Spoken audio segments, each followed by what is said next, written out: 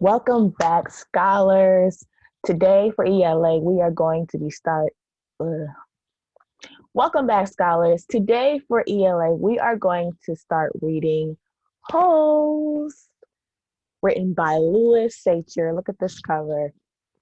It is about a campsite, and it's very different from any other campsite that you probably have been to or know of. So I'm going to share my screen.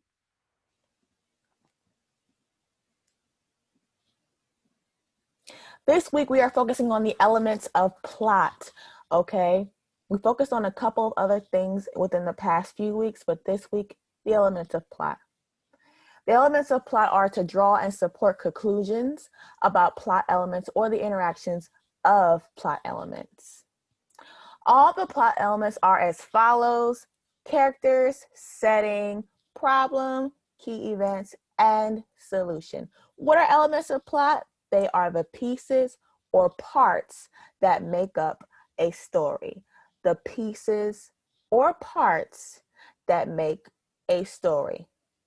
Let's check out a few campsites that you probably have seen. These are all in Delaware. First, we have Camp Arrowhead. They look like they're having fun. They're in the boat. They got their life jackets on. Looks like there's some water there. They're just living life. Camp Arrowhead. And then we have Camp JCC. It's also in Delaware. It's mostly a camp for girls, and they do arts and crafts. They plant, and they clearly have some great drawing skills, as you can see. So I'm going to stop my share right there, because I just wanted to give you a feel of great camps. Put your backpack on and get your sandwiches near you, because we're going to a camp in our story like no other. Okay? So,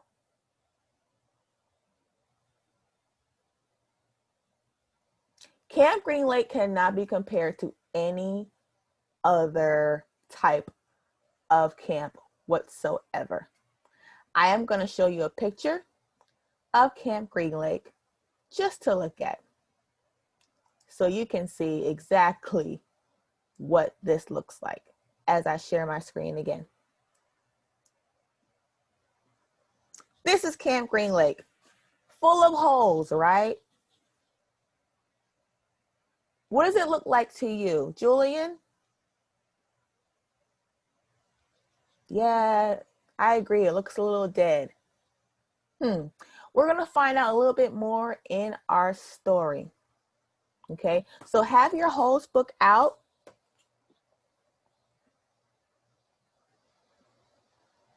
As we travel into our story.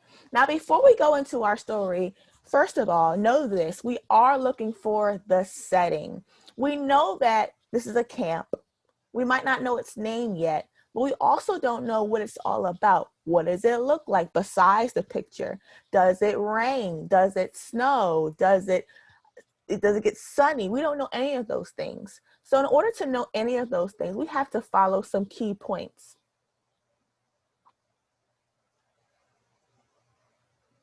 Those key points are in the form of what, why, and how.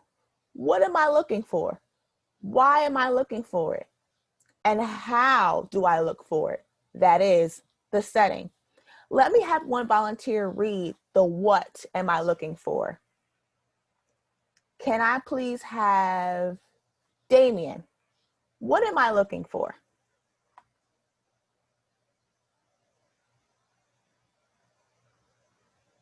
Good job, Damien. Yes. Good readers find the setting of the story, and they look back into the text to find that setting. Can I have another reader read, why am I looking for anything in the text? Read this slide. Talia, go ahead.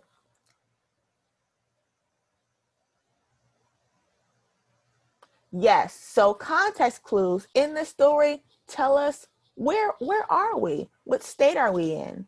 What type of camp are we in? It's very important. And I am going to read the how just to give you step by step of how we're going to find this setting. So step 1, we're going to read the text aloud.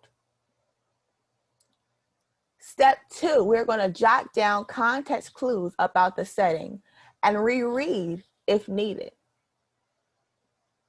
Step 3, we're going to identify new vocabulary words in the text that describe the setting. So vocabulary is very important. And we have one vocabulary word that will be in the reading today. That vocabulary word is stifling. It's on your screen. If you look at my screen, I also have it as well. The word is stifling. Stifling means very hot and causing difficulties in breathing, suffocating. Like I'm taking this paper right now and I'm fanning because it's so stifling in the room. Or it can also be used in a sentence. It is very stifling in the summer when it is 95 degrees. Stifling. I am going to be doing a read aloud with you all, and you will be able to turn to your pages as well. I want you to have a pencil and a piece of paper to write down this word when you hear it. Okay? And just remember, it means very hot and causing difficulties in breathing. I'm going to stop my share so that I can read. Have your book in your hand. Show me your book in the camera when you are ready. And then we will get started. Stifling. Remember, we're looking for the word stifling.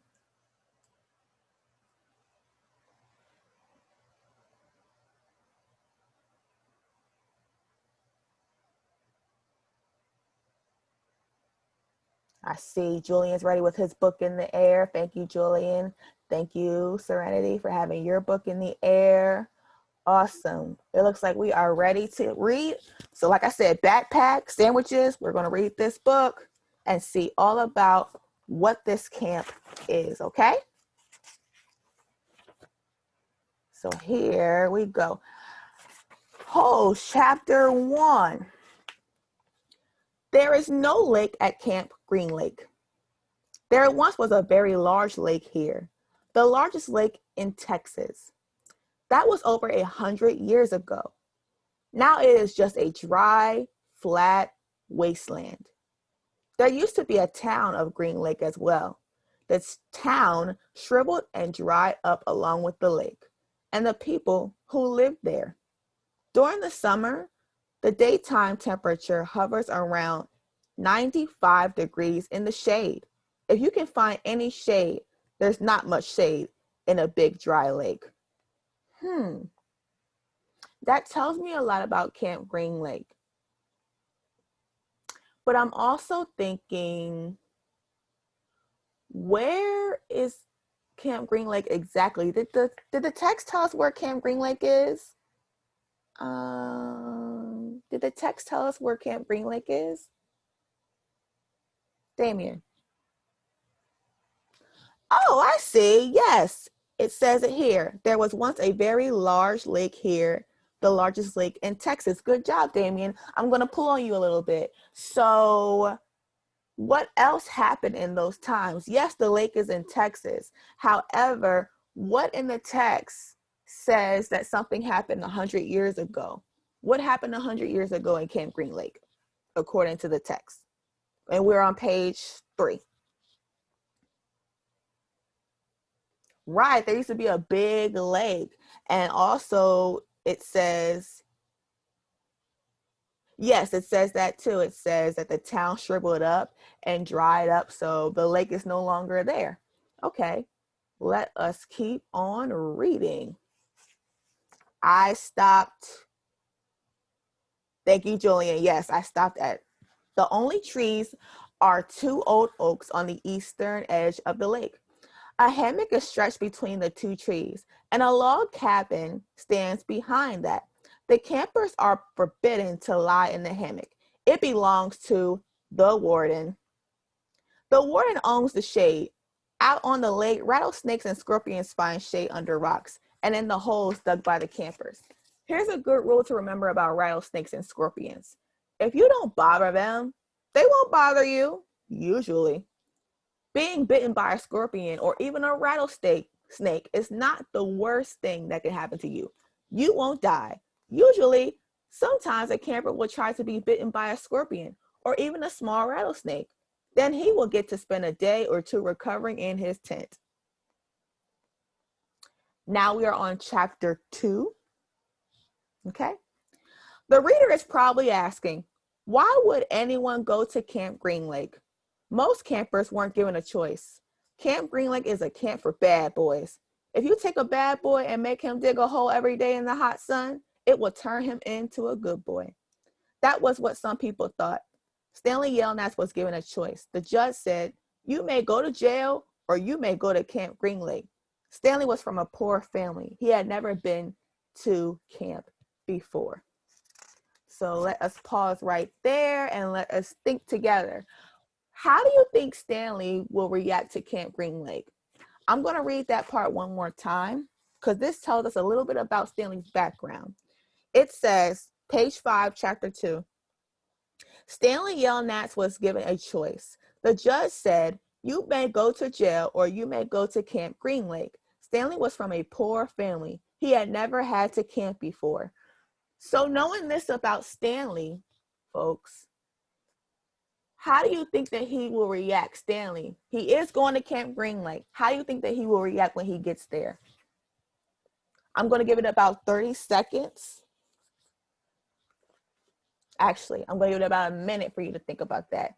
Knowing what we know about Stanley now, how do you think that he will react? 1 minute.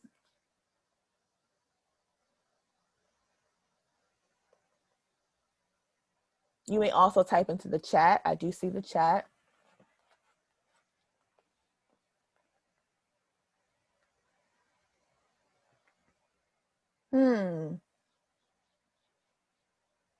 Be prepared, Serenity. I'm definitely going to lift that up. That's a good idea about it.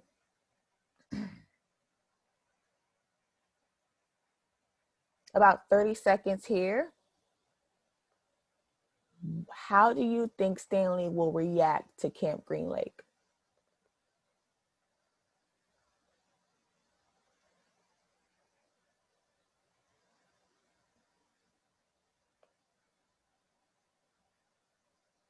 And that is our time. Serenity, I definitely want you to lift up what you put in the chat about how you think Stanley will react to Camp Green Lake.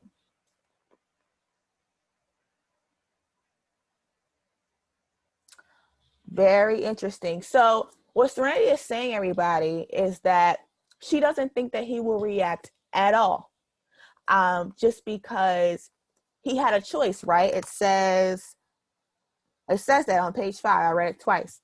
He had a choice, either jail or Camp Green Lake. And he chose Camp Green Lake because Camp Green Lake, in his eyes, must be better than jail. So we don't know a lot about Camp Green Lake. And clearly neither does Stanley as well, especially if he thinks that maybe Camp Green Lake is better than jail. Okay? All right, let's continue reading because I don't think that we have reached a certain point yet. Chapter 3, Stanley Yelnats was the only passenger on the bus, not counting the driver or the guard. The guard sat next to the driver with his seat turned around facing Stanley. A rifle lay across his lap. Stanley was sitting around 10 rows back, handcuffed to his armrest. He looked out the window, although there wasn't much to see, mostly fields of hay and cotton. Stanley and his parents had tried to pretend that he was just going away to camp for a while. He was on a long bus ride to nowhere. The bus wasn't air conditioned, and the hot, heavy air was almost as stifling as the handcuffs. When Stanley was younger, he used to play with stuffed animals and pretend the animals were at camp. Camp fun and games, he called it. Sometimes he had them play soccer with a marble. Other times they run an obstacle course or go bungee jumping off of a table, tied to broken rubber bands. Okay, so We just read something there, right? We read one of our vocabulary words. Let's go back to page 6. He looked out the window, although there wasn't much to see, mostly fields of hay and cotton. He was on a long bus ride to nowhere. The bus wasn't air conditioned, and the hot, heavy air was almost as stifling as the handcuffs. Please remind us what stifling means. Justin? Very correct. Stifling means hot. Oh my goodness, it's hot on this bus. Yes, that's exactly what stifling means. So that is the end of chapter 1, chapter 2, and chapter 3. Okay, so now it is your turn to practice. All right, you have the opportunity to describe Camp Green Lake and how it compares to other camps. I'm going to send you into Schoology and then to your digital notebook, and there should be on slide 15 a question for you. I'm going to throw it into the chat as well, just in case some of us do not make it. Technology may not be on our side, which is okay. So I'm throwing it into the chat. Describe the setting based on what you have learned in these chapters. Why do you think the author used the word stifling to describe the trip to Camp Green Lake? Why do you think the author used the word stifling to describe the trip to Camp Green Lake? I'm going to share my screen here just so we can do this together as well. All right, here we go. Okay. So on the left side, for describing our setting, we have all of the words that we could come up with from reading the text, all the words that you should have written down on your paper with your pencil. Okay, please use the stem right here. The setting is blank. Basically, what's the setting? Where is it at? We talked about a whole bunch of stuff. We even went back and talked about a state that the Camp Green Lake is in. Then you're going to put, I think the author used the word stifling to describe the trip to Camp Green Lake because, okay, so help us out here. Let's get us started off here. Okay, the setting is, what is the setting? Hunter, what's the setting? Yep, okay. The setting is in Texas. We could put that, but what is it? Like, what is Camp Green Lake? What did they call it? Let's try to look to the left of this screen. Look at all the words you can use. Yes, a dry, flat wasteland. Then you can put in Texas, right? Okay. So I think the author used the word stifling to describe the trip to Camp Green Lake because, why would he use the word stifling? Let's take a minute to think about that.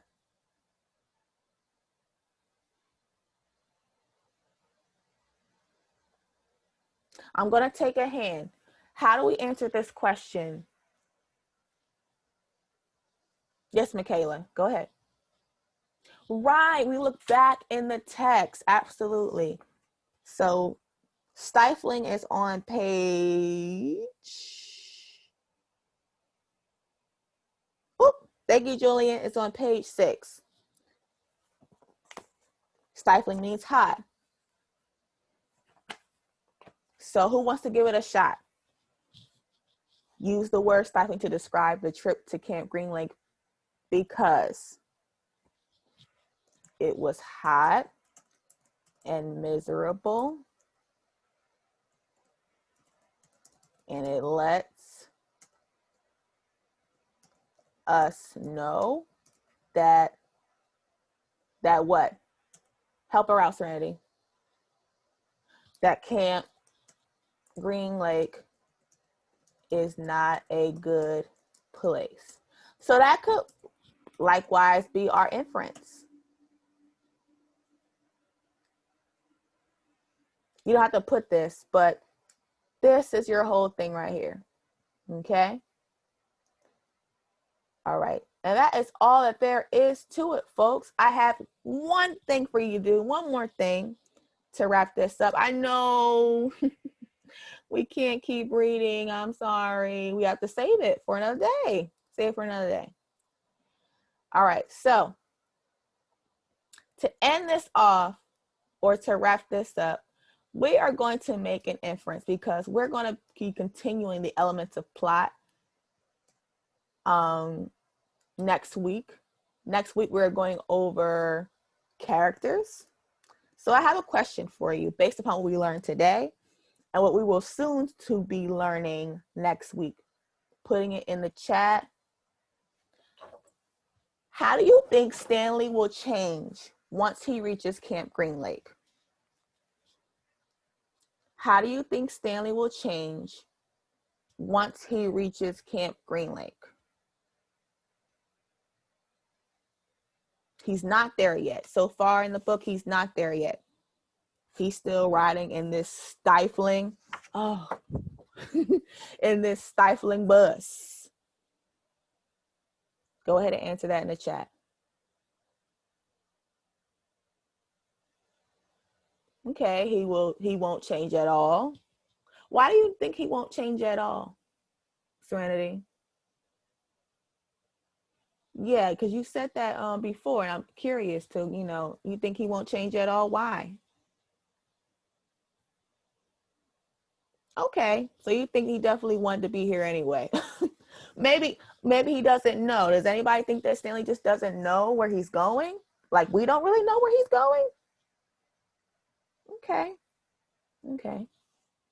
One more. I'll take one more. How do you think Stanley will change once he reaches Camp Green Lake?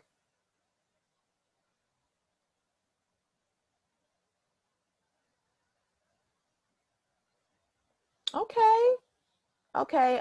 Isaac, I want to lift that up. So you are saying that you think he will change because it's hotter than hot and he doesn't really come from like rich beginnings. So yes, it did say that in the story, you all. It said that Stanley grew up very, very poor. So maybe he will change because he just doesn't want to be that way anymore. Yeah, he's from a poor family. So he'd never been to a camp. That's what it says on page 5. Okay, good stuff, you guys. We're going to find out in the next couple of days, but this lesson is a wrap. Let's move on.